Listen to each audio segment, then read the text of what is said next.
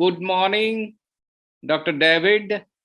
So, on behalf of InterScience Research Network, we are interviewing Dr. David Boohene, and I must introduce briefly about Dr. David. Dr. David specializes in development studies, management research, and economics. He is presently a chartered economist, lecturer, and associated with a good number of teaching and corporate training institutions as management cum organizational development consultant. Dr. David received his master's degree and PhD degree from SRM University and Sam Higginbottom University of Agriculture, Science and Technology, India. He is an active mentor in InterScience Research Network, which run by IIMT Bhubaneswar. Dr. David passion is stirred from a noble desire to teach and lead with the aim of making positive impact in the lives of the society and in people. His training and mentorship program in the field of research, management, and organizational development is unparalleled. In the wake of COVID-19 crisis, Dr. David spearheaded a global virtual mentoring campaign to advance leadership and capacity building solutions, both for the employees and employer, by bringing resource person from across the country, especially from USA, Germany, Kenya, Australia, India, and Ghana.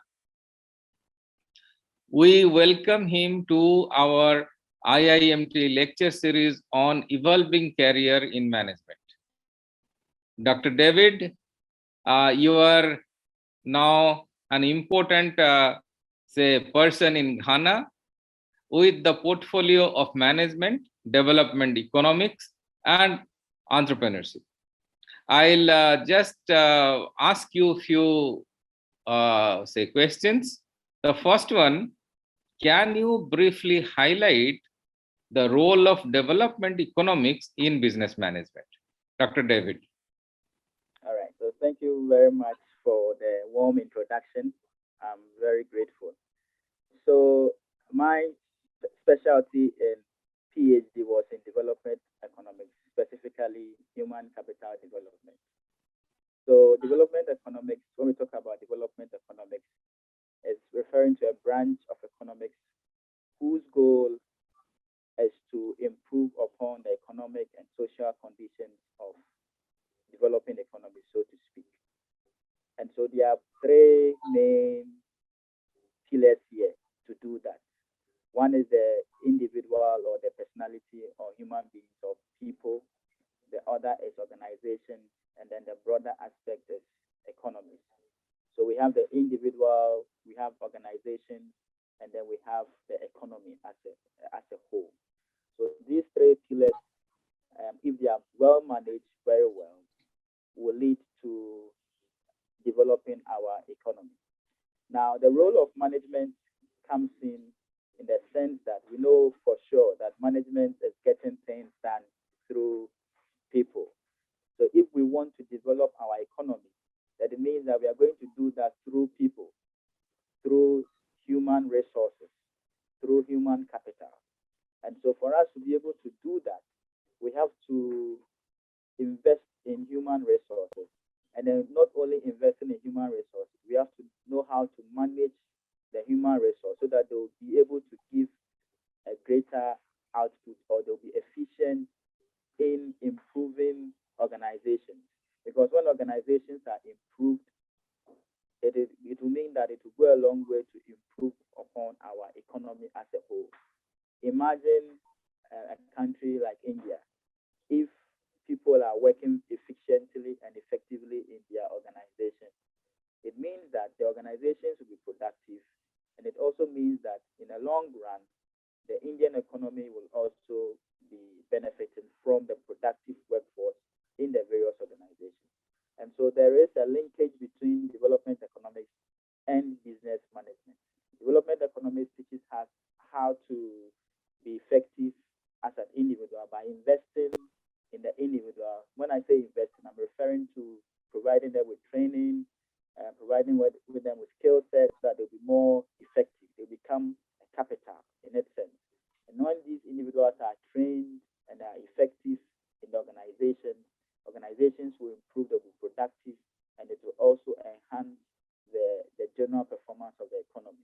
We know that economic growth is the persistent increase in production of goods and services. So when individuals in organizations are productive, it will lead to the economic growth of economies in general.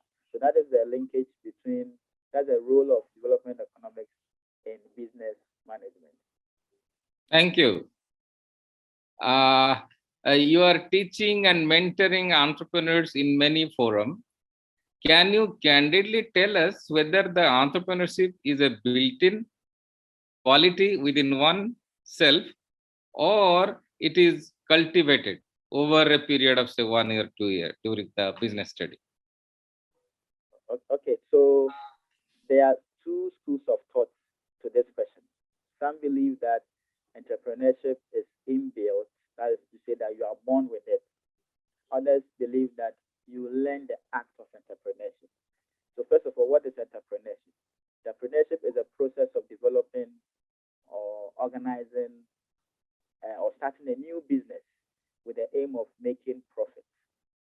I don't think that a child who is born 1 year or 2 year child will be able to know how to manage or start a business. And so for me, I think that first of all, everyone is born with certain skills, but we have to nurture it so that we'll mature in those skills in order to be effective. And so I want to answer this question by saying that entrepreneurs are, of course, we are born or it's inbuilt because we learn from others as we grow. However, we can be better off entrepreneurs, or we can better ourselves as entrepreneurs or mature in the act of entrepreneurship by going through a series of learning, by going through knowledge acquisition, by learning under somebody who has gone far in the area of entrepreneurship, getting the skills and the knowledge from those people, so that we ourselves will mature as entrepreneurs. So there's a linkage. Everybody can be an entrepreneur, but for you to survive in that field, you need to continuously learn, and you need to be the master of the act of entrepreneurship. And that requires learning in schools, that requires formal education, that requires informal education, and all that. So there's a linkage. We all can be entrepreneurs, but to survive in the area of entrepreneurship, we need to consistently be learning from experienced entrepreneurs or through formal education. Thank you. You were studying in India, and have you ever heard the name of jugar? The name of who? Jugar. No. Okay. In North India, where you are doing your PhD, okay, people must be talking about jugar technology. Maybe I have heard it, but I didn't. Okay. So the meaning of jugar is manage anyhow. You have to get the work done anyhow. That is in Indian word, they coined it jugaad. So the entrepreneurs should know the jugaad technology. So in a lighter sense, I am telling. Okay. Okay. So from your experience, can you suggest some tips how to inculcate entrepreneurship within a person during his business study?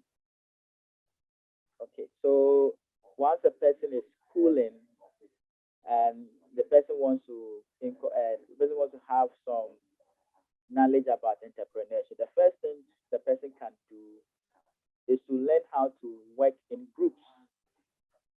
So maybe you are a student, and then you should know how to learn to work as a team. When you are put in groups, you should know how to work with your fellow colleagues in the team or in the group. So that is the first thing you have to do. Learn how to work in a team. The reason why I'm saying that you learn how to work in a team is that entrepreneurs work with people. And so by learning how to work in teams, you learn how to develop interpersonal skills. You learn how to relate with each other. You learn how to respect each other. You learn how to get something from somebody by learning how they are, what will get them annoyed, what will get them angry, what will not get them, so that you'll be able to work with them effectively. So that is the first thing you should learn how to do as an entrepreneur. You learn how to work with people. The next thing is that you continue learning. You continue to learn. Most often than not, when students are done with first degree, second degree, they stop learning. These days, you can learn from YouTube, like this thing that we are having, this presentation that we are having. It's going to be put on the YouTube, and so once you subscribe onto it, you get information on entrepreneurship. So you don't have to be always in the school setting to be in the position to learn. You can learn from various sources. You can learn from the environment. You can learn from your father. You can learn from your mother. You can learn from people who have done very well in entrepreneurship. So you learn from them. And then also, like I said, interpersonal skills. You need to develop good interpersonal skills, because research has shown us that those who are very relational do very well in business. Marketing is all about having a good relation, good interpersonal relation. So once you're able to relate very well, you are able to excel as a marketer. So learn how to work in groups, learn from others who are entrepreneurs who are doing very well. Don't learn only from them, but also learn from a formalized setting, like in the university, like in college. Go through the models of entrepreneurship, the models and the theories that they teach you, understand them, and then also you develop your interpersonal skills. My personal experience in my family, whenever you are done with, here in Ghana, we call it senior high school. So you go to senior high school before you go to the university. So in my family, my dad has a shop. So once you finish your senior high school, before you go to university, you will go and work in the shop. The shop is in the heart of the city, in Accra. So you go and work in Accra. In Ghana, our capital town is Accra. So you go and work. There's a small shop there. You go and manage it. So all his sons, once they are done with senior high school, they will go and manage that shop. He will not be in the shop. He will only give you instructions in the morning, or he will only give you instructions in the week. So you have to manage the shop and then account to him at the end of the week. So by so doing, we learn the skills of entrepreneurship. And some of us are having their own businesses. My elder brother is having his own business. He is into microfinance. He has his own microfinance. Another elder brother is also managing his own company. And myself, I am teaching, but I also do other extra work that brings me extra income. So so these are the things these are my personal experience. So don't only be learning after school, maybe during vacation. You can go on an attachment or internship. You can go and work for your somebody in the family, and then learn the skills of entrepreneurship from there. We don't learn entrepreneurship from books. No, we learn it on the field. The books serve as a guide, but the actual work is on the field. So make time to go on internships and attachments and then learn from there. Okay. What is the success rate of say startup in your country, Ghana? Okay, so I did a small research on this. With it is said that usually about 70 to 90% startups fail. They fail after setting up their own business. They are not able to excel after 2-3 years. The businesses collapse. and there are reasons to that. One of them is that here in our part of the world, we don't have what we call the enabling environment, the resources, the system to help you thrive as a young business. And then also, in developing countries, most of our items, products are imported from overseas. We even import from India.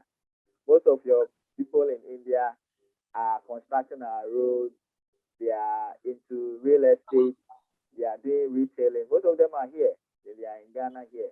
Oh. So yeah, most of them are Oh. here. Even where I stay, I have some Indians staying. I think four houses to me. They are into mining. They are doing some mining activities in Ghana. So there is a lot of competition, so to speak, by saying that there's a lot of competition from the products that are imported. So if you are starting as a young entrepreneur, you need to be resilient. You need to learn how to go work under pressure. Having in mind that there are a lot of competition out there. And then, yeah, so these are some of the reasons that account for the failure of startups. And then also to add, you don't just get up and then sell any product. Your product or your service should be in demand.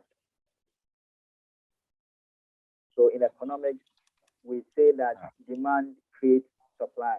So which is your number one institute for business management in your country? Number one institute. Number one institute? Okay, so we have University of Ghana, Lagos. Pardon? University of Ghana. Okay. So they make the student ready for startup? Yes, they make the students ready. Okay. So what will be your advice to the aspirant who want to join MBA or business management program? Okay, so as a career, a general advice to the student who are aspirant for management or business as a career. Okay, so my advice for them is that before they start the program, they should know why they are going to do the program. In management, we have various forms of management. We have entrepreneurship, we have human resources, we have accounting, we have marketing, we have supply chain management, logistics, etc.